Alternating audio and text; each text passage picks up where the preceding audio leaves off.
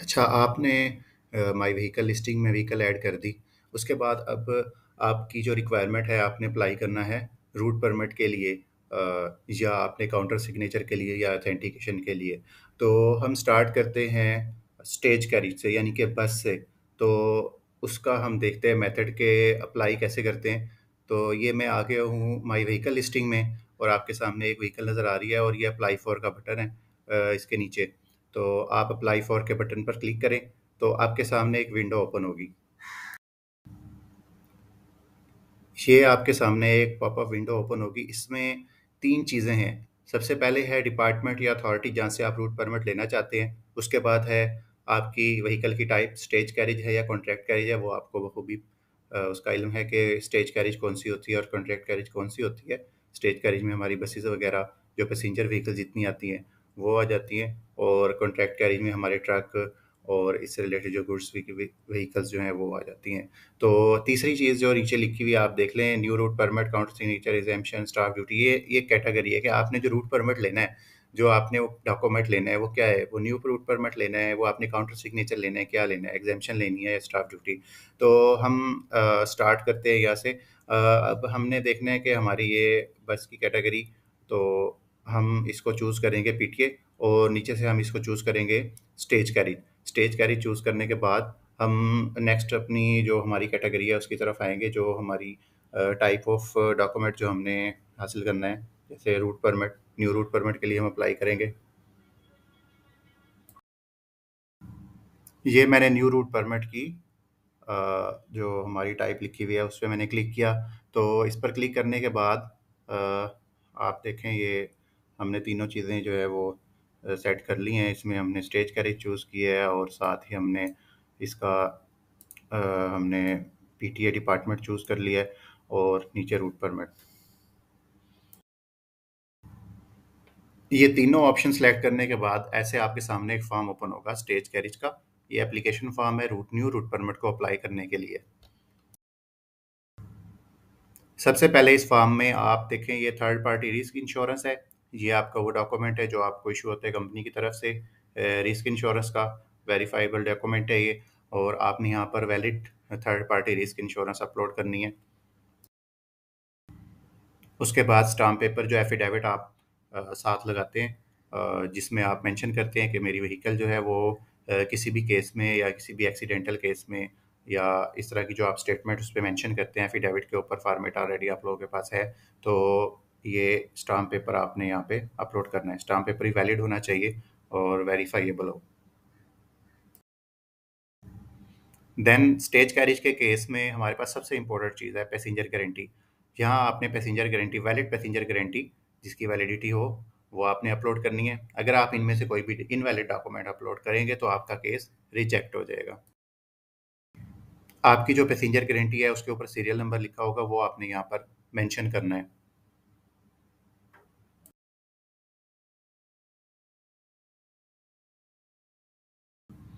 ये जो आपकी सीटिंग कैपेसिटी है पैसेंजर गारंटी के ऊपर, जो आपको सीटिंग कैपेसिटी मेंशन है, वो आपने यहाँ पर लिखनी है। और इसके बाद आपने पैसेंजर गारंटी की एक्सपायरी डेट मेंशन करनी है।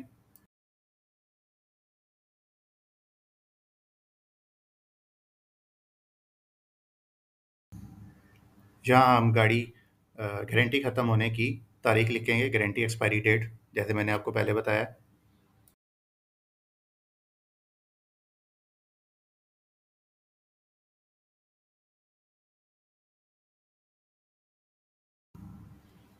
अब आपने कंपनीज़ की लिस्ट से वो कंपनी चूज़ करनी है, मुंतखब करनी है जिससे आपने पैसेंजर गारंटी हासिल की है।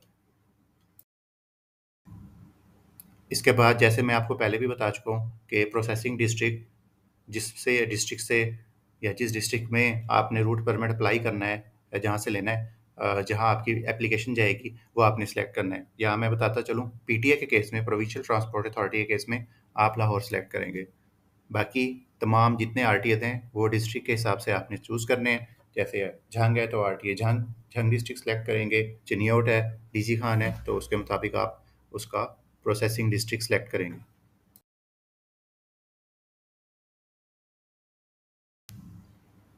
ये स्टेज कैरिज की जो रूट परमिट की टाइप है, वो आपने चूज़ करनी है कि आप मोटरवे से जाना चाहते हैं या ए क्लास है या आपकी अर्बन है। तो हम यहाँ पर ए क्लास चूज़ करते हैं जीटी रोड के लिए। उसके बाद देखिए ये बड़ा सिंपल ही मेथड है। आपकी जो रूट की अलाइनमेंट है, आपने अगर गुजरांवाला से पिंडी जाना है, मिसाल के तौर पे फॉर एग्जांपल आपने जीबीएस गुजरांवाला से जीबीएस रावलपिंडी जाना है, तो यहाँ पर आप सर्च करेंगे। सर्च करेंगे तो आपके सामने वो रूट अलाइनमेंट की लिस्ट ओपन हो जाएगी। ये मैंने सर्च में जीबीएस टाइप किया और उसके बाद रूट रूट अलाइनमेंट की लिस्ट आ जाएगी और मैं देखूंगा कि मुझे कौन सी रूट अलाइनमेंट चाहिए, तो मैं उसको सिलेक्ट कर लूँगा।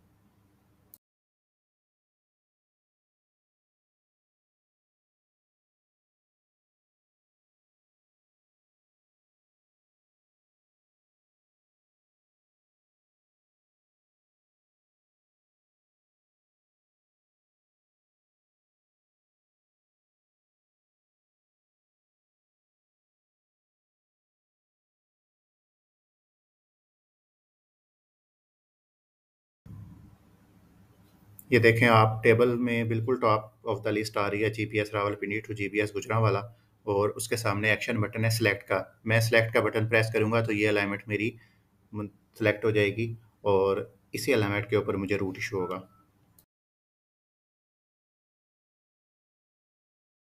सिलेक्ट करने के बाद आप नीचे आ जाएं फीस देखने के लिए। ये आपकी रूट की फ़ीस और एप्लीकेशन फ़ीस आप देख सकते हैं।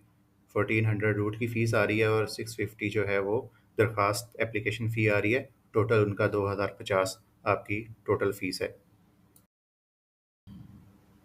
यहाँ आप येस पर क्लिक करेंगे, do you want to submit your application, तो येस।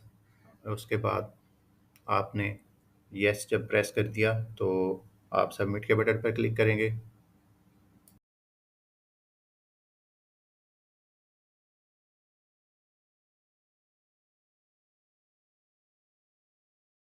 सबमिट करने से पहले एक बार आप अच्छे से देख लें कि आपने जो चीज़ें मेंशन की है वो ठीक है और जो अलाइनमेंट आपने सेलेक्ट किया है कि आपको उसी अलाइनमेंट की का ही रूट चाहिए। ये ना हो कि आपने गलत अलाइनमेंट सेलेक्ट कर ली और एप्लीकेशन आपकी सबमिट हो जाए।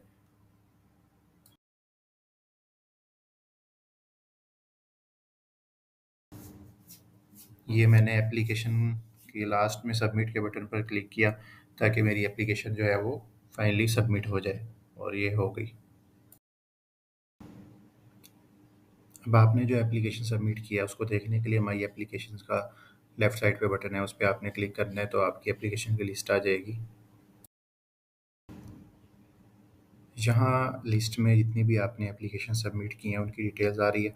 तो ये देखें, ये जो हमने गाड़ी अप्लाई की थी न्यू रोड परमिट के लिए, तो ये हमारी अप्रूव्ड हो गई है और नीचे आप देखिए डेट भी आ रही है, एप्लीकेशन अप्रूव्ड ऑन, और चलान प्रिंटेड ऑन डेट आ रही है 11 अगस्त। तो ये आपकी एक टाइमलाइन है। अगर आपकी एप्लीकेशन रिजेक्ट होगी तो ये जहाँ पर स्टेप 2 लिखा हुआ है इसके नीचे आपकी रिजेक्शन की रीज़न आ जाएगी कि आपकी एप्लीकेशन क्यों रिजेक्ट हुई है।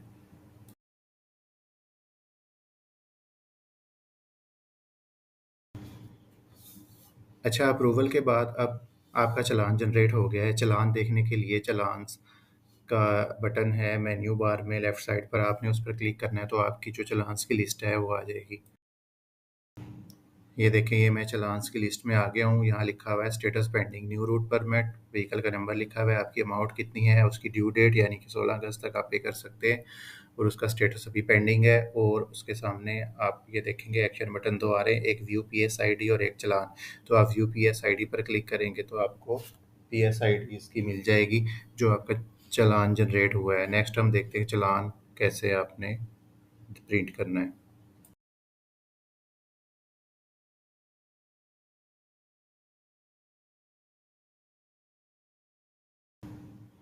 ये व्यू पीएस आईडी के साथ ही चालान का बटन है। चालान के बटन पर आपने क्लिक करना है तो आपका चालान आपको शो हो जाएगा। ये देखें, ये आपका चालान ये आपको नज़र आ रहा है। इस पर PS ID, issue date, application type, इस पे सारी डिटेल लिखी हुई है। जो आपकी गाड़ी कौन सी है, स्टेज कैरेज है, आपकी गाड़ी का नंबर, ओनर का नेम, कॉन्टैक्ट, तमाम चीज़ें। अच्छा, एक अहम बात यह है कि आपने जो है वो कॉन्टैक्ट नंबर जो दिया होगा आपको चालान का, जो ई पे की तरफ से मैसेज आता है वो उसी नंबर पर आएगा। तो ये कोशिश कीजिएगा आप वो नंबर डालें जो आपका चल रहा हो। और वैसे जो है, इसके लिए ज़रूरी है कि आप ओनर का ही जो कॉन्टैक्ट नंबर है वही आपने डालना है, यानी कि अपना।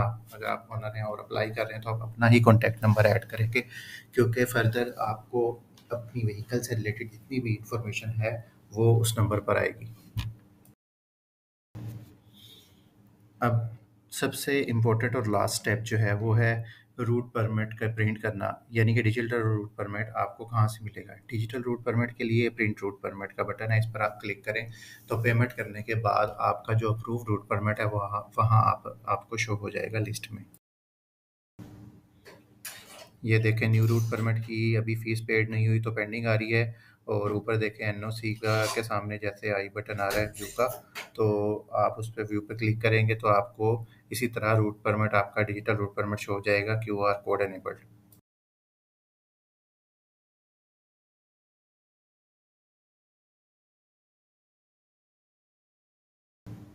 अच्छा, ये तो था रूट परमिट अप्लाई करने का तरीका स्टेज कैरेज का।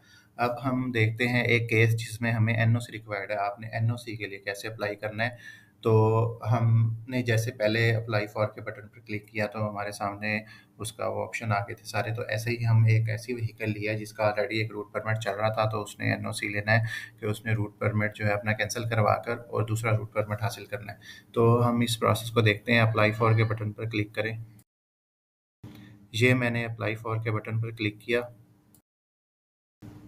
अच्छा, ये देखें, ये अब पहले आपके सामने आता था कि आरटीए, पीटीए, पीटीसी ये चूज़ करना है, और उसके नीचे ऑप्शन आता था कि आपकी व्हीकल की टाइप क्या है। लेकिन यहाँ पे सिंपल एक विंडो ओपन हुई है जिसमें, क्योंकि आपका ऑलरेडी एक रूट चल रहा है, तो उसमें आपको नहीं चूज़ करने की ज़रूरत। तो आपने उसका रिन्यूअल लेना है या आपने उसका डुप्लीकेट लेना है या स्पेशल रूट परमिट लेना है, तो या एनओसी लेना है। तो यहाँ पे हमारा पर्पज़ एनओसी है, तो हम एनओसी पर क्लिक करेंगे, क्योंकि एक ऑलरेडी रूट परमिट जो इशू हुआ हुआ है उसके बाद आप दोबारा एप्लीकेशन सबमिट नहीं कर सकते जब तक आप एनओसी ना लें।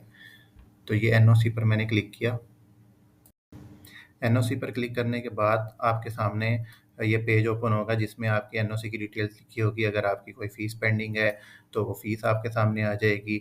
अगर कोई और इसमें आपको डॉक्यूमेंट्स रिक्वायर्ड है तो वो आ जाएंगे। बस आपने ये करना है कि आपने एनओसी की जो एप्लीकेशन है, अब यहाँ पे हमारे केस में कोई फ़ीस पेंडिंग नहीं है, ना कोई फ़ाइन है, तो हम सबमिट एप्लीकेशन ऑफ एनओसी पर क्लिक करेंगे। ये देखें, मैं माई एप्लीकेशन में आ गया हूँ और यहाँ पर मेरी जो एनओसी की एप्लीकेशन थी वो सबमिट हो गई है। यहाँ पे अगर आपने उसकी डिटेल्स देखनी है तो आप यहाँ पर व्यू के बटन पर क्लिक करेंगे तो आपको डिटेल्स उसकी आ जाएंगी जो आपने एनओसी की एप्लीकेशन दी है। ये मेरी जो है वो डिटेल्स हैं। मैंने पेज ओपन किया, व्यू डिटेल्स पर क्लिक किया तो मेरे सामने ये पेज आ गया।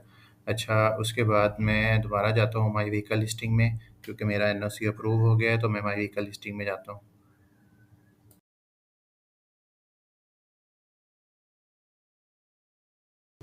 अब देखें, ये वही व्हीकल है जिसका हमने एनओसी लिया है। अब एनओसी के बाद मैंने आपको पहले बताया था स्टेज कैरेज का तरीका अप्लाई करने का रूट। उसके बाद मैंने आपको एनओसी का भी बताया, और जिस व्हीकल का मैंने एनओसी लिया है उसका मैं दोबारा रूट परमिट अप्लाई करता हूँ।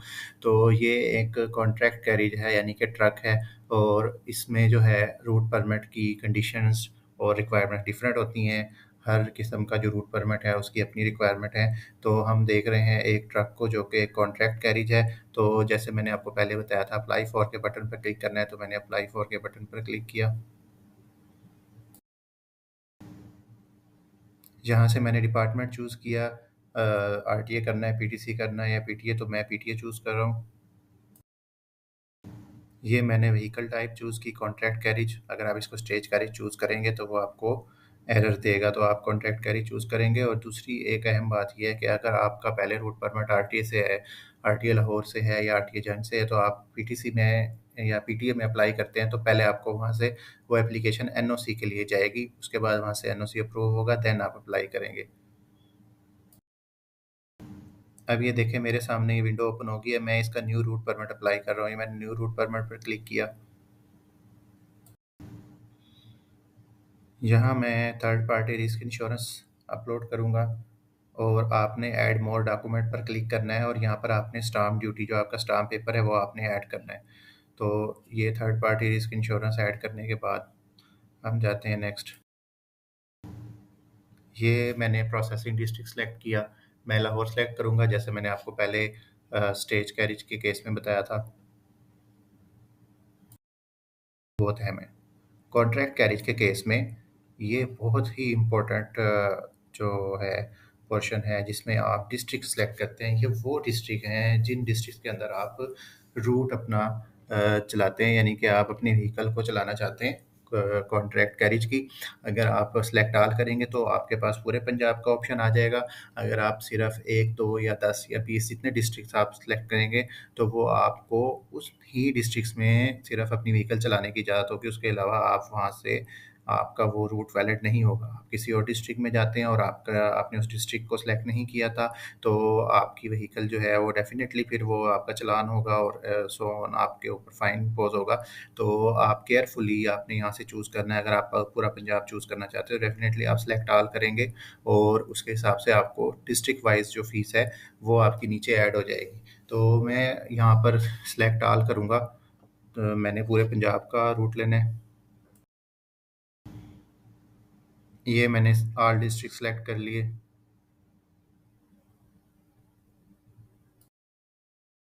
अच्छा, वैसे मैं आपको बता दूँ, अगर आपने ऑल डिस्ट्रिक्ट सेलेक्ट कर लिया और आप चाहते हैं कि अब आप उसमें से कुछ डिस्ट्रिक्ट रखना चाहते हैं, तो ये बड़ा सिंपल ऑप्शन है। आपने जस्ट उसको क्लिक करके अनचेक कर देना है। तो ये मैं आपको सैंपल दिखा रहा हूँ कि आप जैसे मैंने अटक और पत्थर को अनचेक कर दिया तो नीचे वाले डिस्ट्रिक्ट मैंने ऐड कर दिया। ऐसे ही अगर मैं गुजरात पे क्लिक करता हूँ तो वो ऐड नहीं होगा। तो जो डिस्ट्रिक्ट मैंने सेलेक्ट किए होंगे सिर्फ वही ऐड होंगे। हाँ, एक चीज़ अहम है, जो आप प्रोसेसिंग डिस्ट्रिक्ट सेलेक्ट करते हैं वो डिस्ट्रिक्ट जो है आप रिमूव नहीं कर सकते। वो डिस्ट्रिक्ट आपका रहेगा उसमें और उसकी फ़ीस भी आपको चार्ज होगी। ये देखें, मैंने सिर्फ कुछ डिस्ट्रिक्ट सेलेक्ट उसमें से 3 डिस्ट्रिक्ट जो हैं वो मैंने रिमूव कर दिए हैं, तो फ़ीस जो है वो उसके अकॉर्डिंगली चेंज हो गई है। चलें, मैं वापस सेलेक्ट ऑल करता हूँ।